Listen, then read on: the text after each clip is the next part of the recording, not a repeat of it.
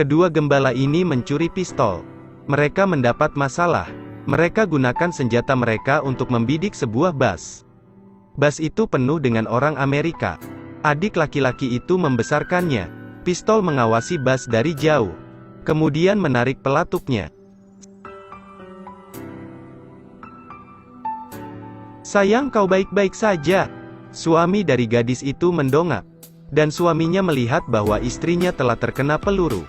Segera memberitahu bus untuk berhenti. Momen di mana kedua anak mereka melihat halte bus. Mereka tahu ada masalah. Mereka langsung lari pulang, sambil menunggu makanan. Kata ayah mereka, "Hebat, masalah di sini. Sekarang ada orang Amerika dibunuh. Dia ditembak dalam serangan teroris." Kedua anak itu ketakutan. Dan mereka tidak berani memberitahunya. Benar untuk ayahnya. Penembakan ini menjadi viral. Dan bahkan dunia mulai mencela dia. Karena ini berhubungan dengan masalah politik. Dua negara bagian Amerika. Pertimbangkan ini. Serangan teroris dalam hal itu. Saat polisi sudah dekat. Dari serangan yang mereka temukan ada 62 caps peluru di tanah. Melalui investigasi. Menemukan seorang lelaki tua. Karena sendirian. Polisi menodongkan pistol. Untuk mengendalikan keluarga. Orang tua itu takut. Dia pingsan.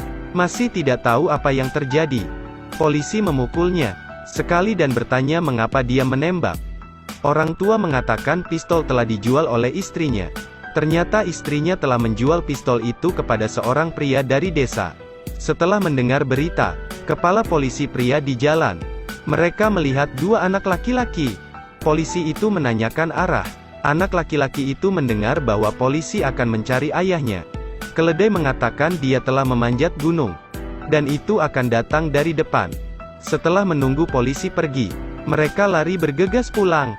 Dan memberitahunya kepada ayah bahwa polisi datang untuk mencarinya. Mereka masih merampoknya. Mereka kemudian mengangkat insiden itu. Dari penembakan di bus beritahu ayahnya. Ketika ayahnya mendengar, dia marah. Dua anak mulai saling menyalahkan.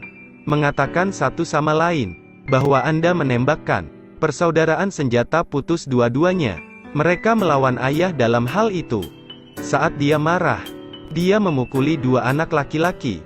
Satu persatu dipukulnya. Tapi kamu masih memikirkan cara untuk menyelamatkan mereka.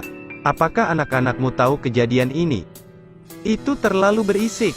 Karena orang yang terkena peluru dia orang Amerika. Jadi dia membawa kedua anak itu bersembunyi. Sebentar di dalamnya. Saat kota bus tiba, karena wanita membutuhkan perawatan segera. Tidak ada dokter di desa. Ditemukan dokter hewan. Dokter hewan setelah melihat situasi. Dia bilang dia harus berhenti berdarah. Atau sebaliknya akan mati. Dokter hewan ditarik keluar jarum jahit.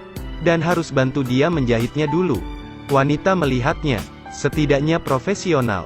Dia menolak untuk membiarkannya menjahit. Tapi suaminya tahu hanya itu yang bisa saya lakukan. Mereka menekan wanita itu, memaksanya untuk menjahit lukanya. Lalu, pria itu naik, dan hubungi kedutaan Amerika Serikat di sini.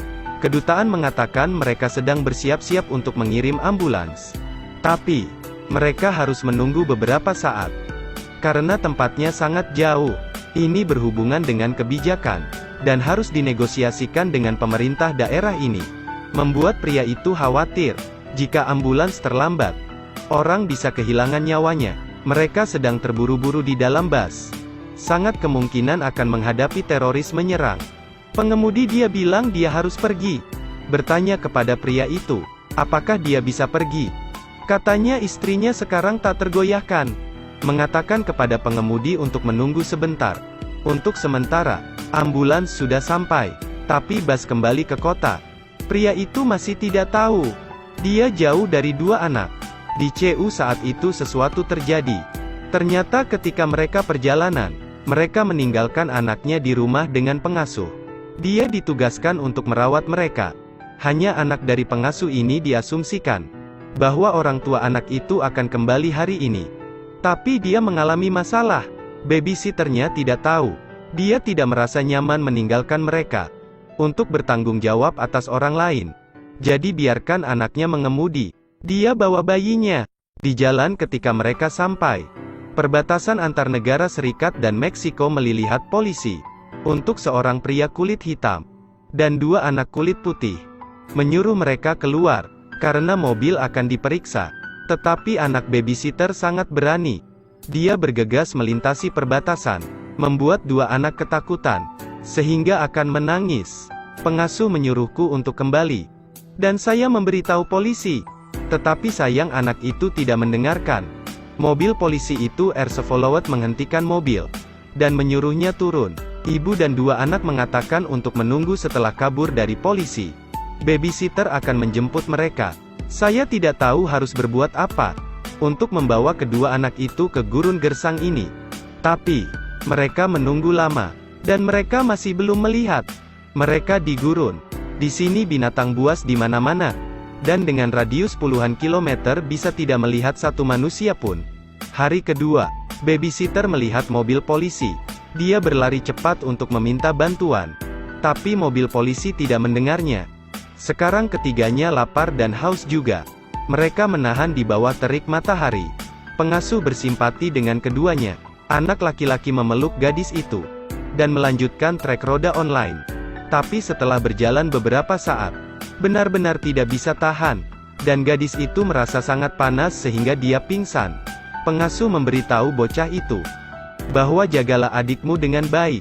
Saya akan mencari seseorang, dan beritahu mereka. Babysitter mengikuti roda dan akhirnya menemukan mobil polisi. Ternyata polisi mencari mereka, karena mereka curiga bahwa pengasuh itu telah menculik dua anak itu. Pengasuh istri meminta polisi untuk datang menyelamatkan dua anak itu. Polisi memimpin kembali ke sana, tapi dua anak sudah tidak ada lagi. Kemudian polisi mengirim helikopter, yang akhirnya ditemukan pada waktu itu. Orang tua juga tidak baik. Perubahan di luar negeri, karena ambulans tidak datang, tapi kedutaan mengirim bawa mereka ke polisi. Saya sedang mencari penembak di waktu itu, karena dua anak memberikan arah yang salah. Berbalik dan memaksa pedagang senjata mengarahkan mereka ke pembeli. Di jalan mereka bertemu. 3 orang yang menyerahkan diri mereka melarikan diri.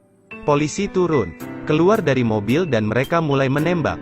3 orang bersembunyi di belakang batu. Terdengar suara tembakan membuat kakaknya takut.